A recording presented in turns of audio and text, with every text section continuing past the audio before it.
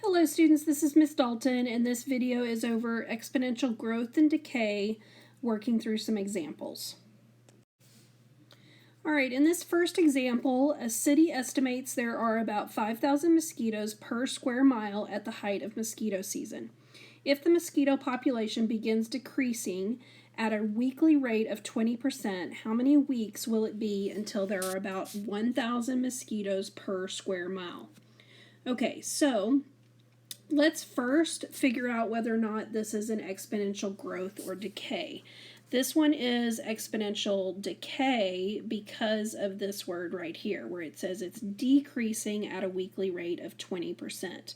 Now, it doesn't say anything about compounded continuously or anything like that, so we're going to use the simple interest problem, which is A equals P times 1 plus or minus R to the T power. So we need to be able to go ahead and fill in what we know. We know that there is approximately 5,000 mosquitoes. This is going to be your P because that's going to be the present value.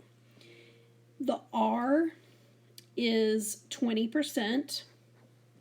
Now, we're going to have to take that 20% and we're going to have to convert it to a decimal. Well, when you have percent going to a decimal, you take where the decimal is right now. So in the whole number 20, the decimal's at the end, and we have to move it 2 places to the front. So our R is going to be equal to 0.20. And then it says, how many weeks will it be until there are about 1,000 mosquitoes per square mile? Now this is going to represent our A. This is our after amount. So let's go ahead and start to build our formula. I just put Y equals in place for A because I'm going to show you how we're going to do this on the calculator. So the P value is 5,000, so that's going to go here. Parentheses, it's decreasing, so 1 minus the 0.20, so I'm just going to put 0.2, parentheses, and then we need to know how many weeks is it going to take. So T is what we're trying to find, so I'm going to just call that X for now. Now we'll go to our calculator and we're going to type this into Y equals. So go to Y equals and then just type in the equation. And we're going to look at the graph. So then we're going to push the graph, and as you notice, it's not showing up on the graph. Well, that's because my window is just going from 10 to 10, 10 to 10 on the Y and the X-axis. We need to change that.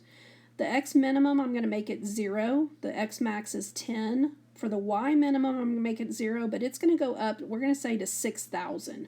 But we want it to go by 1,000. That's your tick values. Now we're going to be able to see it, because notice that the present value is 5,000, then it's going to decrease. Now I'm going to go to Y2 and I'm going to type in Y2 is equal to 1,000. The reason why I'm doing that is because I want to see that horizontal line so I can real quickly decide how many weeks is it going to take to get to that amount. Okay. Well, you can see that it crosses like right here.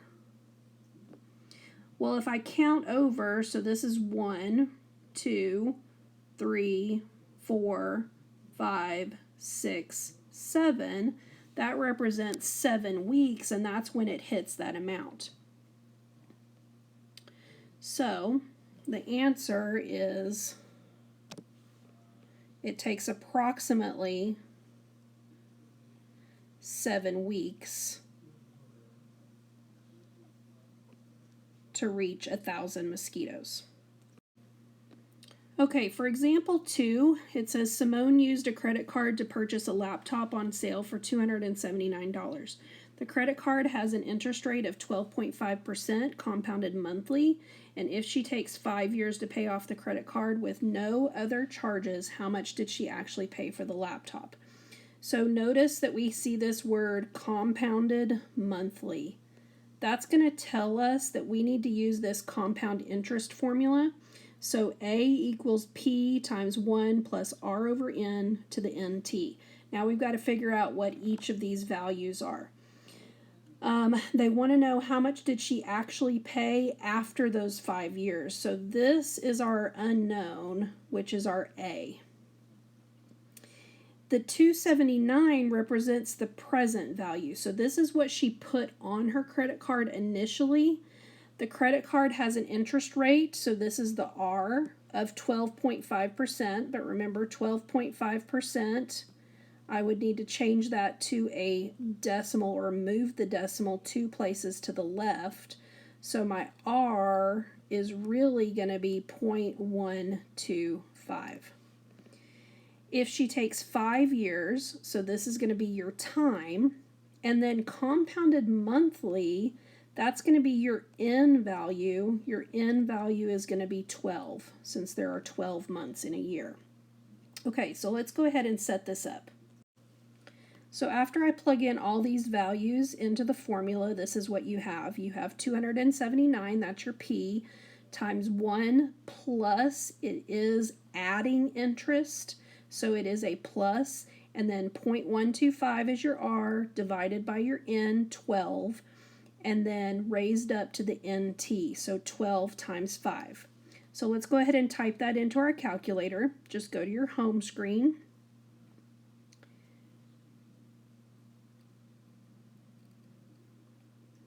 And it will help you if you use a fraction right here. So remember, to get to that fraction, you can do alpha y equals.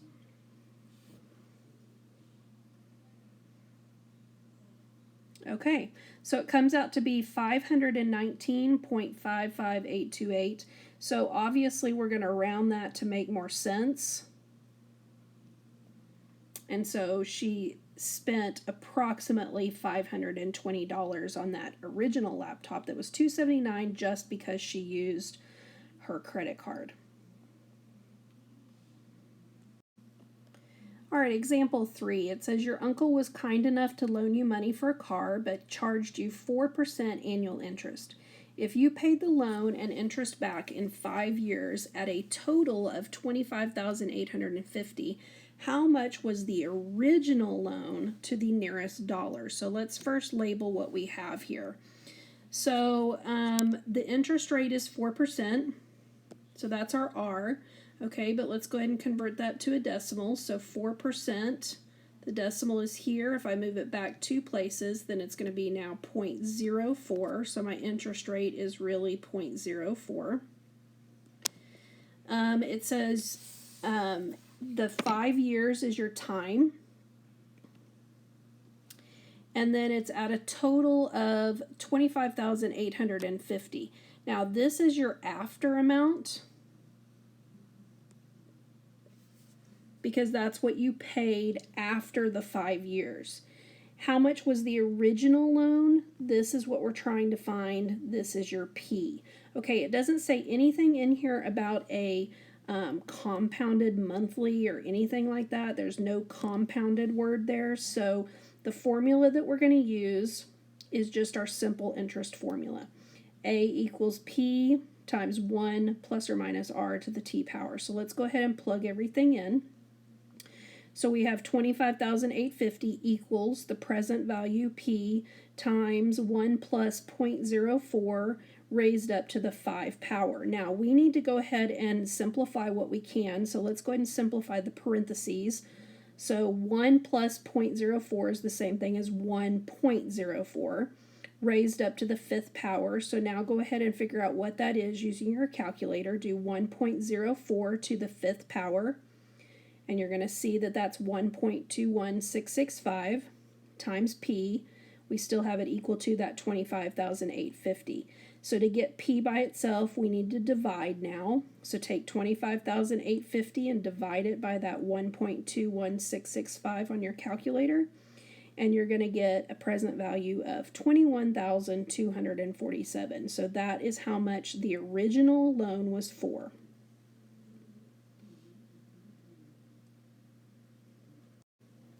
All right, example 4, it says when an object is dropped into a body of water, it creates ripples. Jameson drops a rock in a pond, and each successive ripple's radius increases by 50%. If the third ripple from the center has a radius of 6.75 centimeters, what was the radius of the original ripple? So again, we're trying to find the original ripple, which means the P, the present value. Now again, it doesn't say anything in here about compounding or anything like that, so this is just a simple interest formula. So we need to know what our A, P, R, and T are. Well, we're trying to find the P. Now it says if the third ripple from the center has a radius of 6.75, so let's use that as our A. So this is the after amount.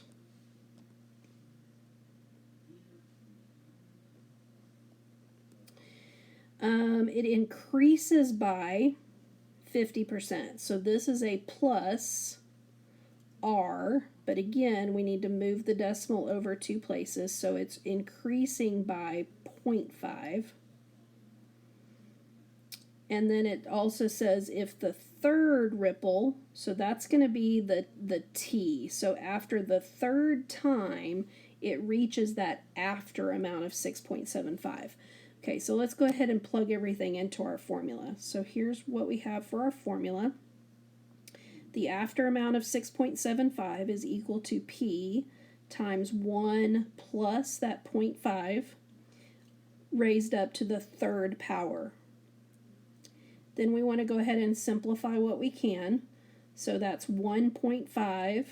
Go ahead and raise that to the third power, and you'll see that that equals 3.375. So we have 3.375 P equal to 6.75.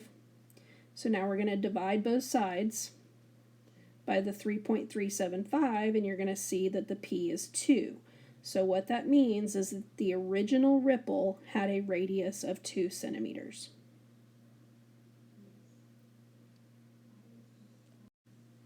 All right, the last example, example 5. So it says Emmanuel has $1,225 to invest in an account that pays 5.5% interest compounded continuously.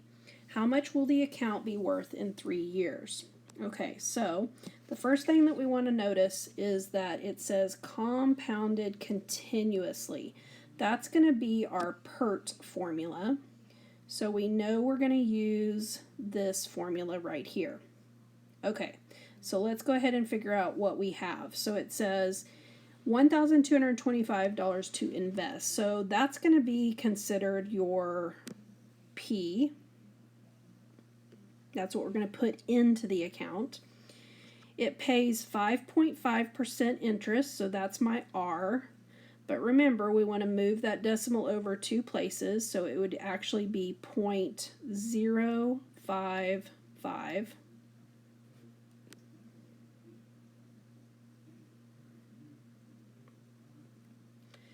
Okay, and then it's compounded continuously, and how much will the account be worth in 3 years? So that's going to be our T. Okay, so here's how we're going to plug that in. So we've got 1,225 e to the 0.055 times 3. Now let's go ahead and see how we're going to do this on our calculator.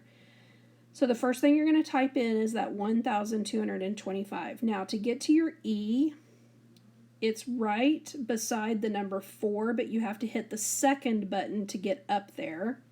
And then you're going to have that e there. Then all you have to do is type in what your exponent is, 0.055 times 3, hit enter, and then there is your answer. So what we have now is we have the after amount is going to be $1,444.76.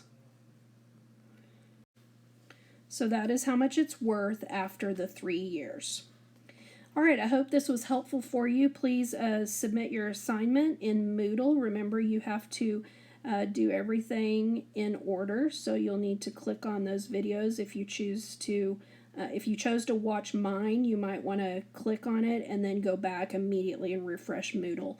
As long as you've taken notes over my video or the videos that are posted on Moodle, then I am happy with that. I hope y'all are doing well. I miss seeing y'all every day.